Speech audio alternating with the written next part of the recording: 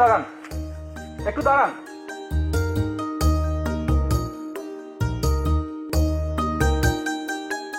আপনি আপনার মতামত জানিয়ে দিয়েছেন, তারপরও আপনাকে বিরক্ত করছি, এর জন্য আপনি সত্যি দুঃখিত।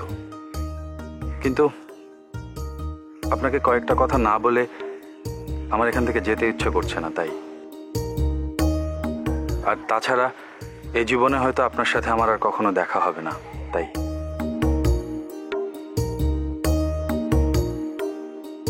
দোষটা আসলে আমারই। আপনার মনের খবর না জেনেই আমি অনেক বড় একটা স্বপ্ন দেখে ফেলেছি। এটা আপনার দোষ না, এটা আপনার অহংকার। আপনি ধরেই নিয়েছিলেন গ্রামের একটা সহজ সরল মেয়ে আপনার প্রেমের প্রস্তাবে দেই দেই করে নেচে উঠবে।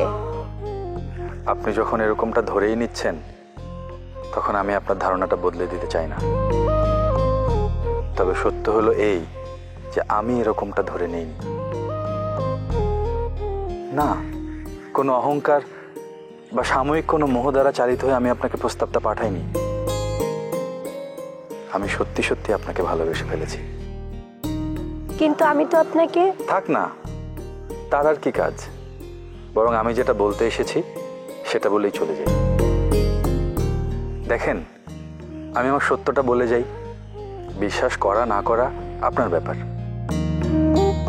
প্রেম, ভালোবাসা, এই ব্যাপারগুলো কখনোই আমাকে আলোড়িত করেনি আপনাকে দেখার আগ পর্যন্ত। এবং এটাও আমার জানা ছিল না যে ভালোবাসা মানুষকে কতটা অসহায় করে তোলে।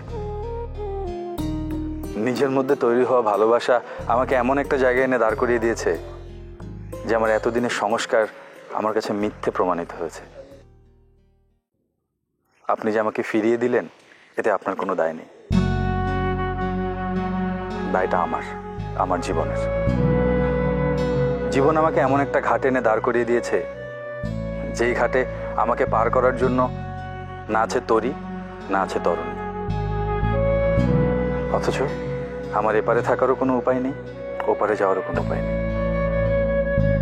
তাই শূন্য ঘাটে পারাপারের অপেক্ষায় আমৃত্যু অপেক্ষা করব আমি। যদি তরি এসে আমাকে তুলে নেয় ভালো, আর না হয়